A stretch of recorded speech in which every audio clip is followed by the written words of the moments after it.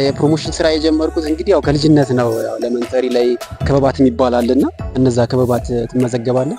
ከዛ በኋላ ያው እኔ ፍላጎቴ ስነ ጽሁፍና ሚኒ ሚዲያ ድራማ የሚባል ነበር አለ። የወላጆች ቀን ባህላቶች አሉ፣ የህፃናት ቀን፣ የዓለም የህፃናት ቀን፣ የሴቶች ቀን፣ የተለያዩ ባህላቶች አሉና በዛ ነበር የጀመርኩት። ከዛ በኋላ ያው ያ ፍላጎት እያደገ መጣ እና ሞር ፎከስ ማደርገው ድራማው ላይ ነበር። ከዛ በኋላ ግን የሚኒ ሚዲያ ፍላጎቴ እንደ አጋጣሚ ኤሌመንተሪ ላይ ድራማና ስነ ጽሁፍና ሚኒ ሚዲያ አንድ ላይ ነበር።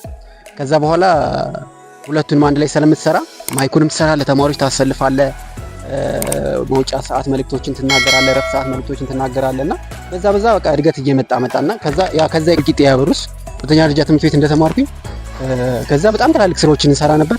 ከዛ በመቀጠል ደግሞ እንግዲህ ወደ ዩኒቨርሲቲ ነው ደብረ ብርሃን ዩኒቨርሲቲ እንጆይ ያደረኩኝ። ዩኒቨርሲቲ ደግሞ እንግዲህ የደብረ ብርሃን ዩኒቨርሲቲ ባህልና ኪነት የሚባል ነበርና በሱ ውስጥ ተቀላቅዬ በርካታ ስራዎችን ሰርተናል። ዩኒቨርሲቲ ላይ የተለያዩ ፕሮግራሞችን ስንሰራ ዩኒቨርሲቲ የሚያዘጋጃቸውን ፕሮግራሞች እንግዲህ መድረክ በመምራት ከዛ በኋላ ደግሞ እንግዲህ ይሄንን ነገር ቫይራል መውጣት ስላለበት በሰዎች ዘንድ ተቀባይነት ማግኘት ስላለብኝ እንትን አደረኩት፣ ወደ ሶሻል ሚዲያ መቀየር አለብኝ። ሰዎችም ያው የተለያዩ ምክሮችን ይሰጡኝ ነበርና ይሄንን ነገር ወደ ሶሻል ሚዲያ ከፍ ብታደርገው የሚል ነገር አለ እና ያላረፈርኩ ይመስለኛል። የትምህርት ቤት የእውቅና ፕሮግራም ነው።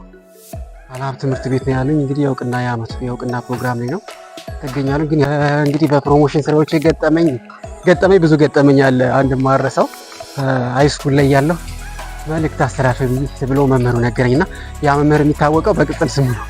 ከዛ በኋላ ቅጽል ስሙ ያው እዚህ መድረክ ላይ እንግዲህ ሚዲያ ላይ ማውጣት ባያስፈልግም እና እኔ ትክክለኛ ስሙ ነበር የመሰለኝ። ከዛ መምህር እንትና ብዬ ቅጽል ስሙን የጠሩት። ቅጽል ስሙ ግን ተማሪዎች ያወጡለት። ተማሪዎች ግን እንደምታውቁት በርካታ ለየት የሚሉ ስሞችን ያወጣሉ። ለምሳሌ ኤሌመንተሪ ላይ ስሙ ሌላ ነው፣ ግን አሻንቲ የሚባል ቅጽል ስም ያወጡለታል።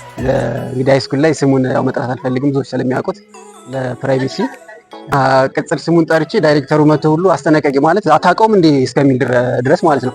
ከዛ ደግሞ እዛው ሃይ ስኩል ላይ ብዙ ስህተቶችን ተደጋግመዋል። ሚዲያ ትንሽ አስቸጋሪ ነው፣ በጣም ጥንቃቄ ማድረግ አለብን። ሙሉ መረጃዎችን አግኝተህ ነው ለተማሪዎች ለኦዲየንሱ ማቅረብ ያለብህና የዳይሬክተሩ የእሱን ስም ጠራውና የዳይሬክተሩን ስም የአባቱ ስም ጠፋብኝ። ከዛ የአባቱን ስም ምን አደረኩት?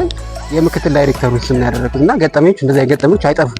ሚዲያ ላይ ስትሰራ ትላልቅ መረጃዎችን ሰብስበህ ጋዘር አድርገህ ነው መግባት ያለብህና ከዛ አንጻር ሚዲያ ላይ ከምትናገራቸው ነገሮች ቅድሚያ መረጃዎችን በጣም እርግጠኛ የሆኑ መረጃዎችን መሰብሰብ መቻል አለብህ። እየደረስን ይመስለኛል። እስኪ የደረስን ይመስለኛል። እኛ ደርሰናል። እስኪ እንግባና አሪፍ ፕሮግራም ይሆናል ብዬ ተስፋ አድርጋለሁ። ዳና ካሜራማን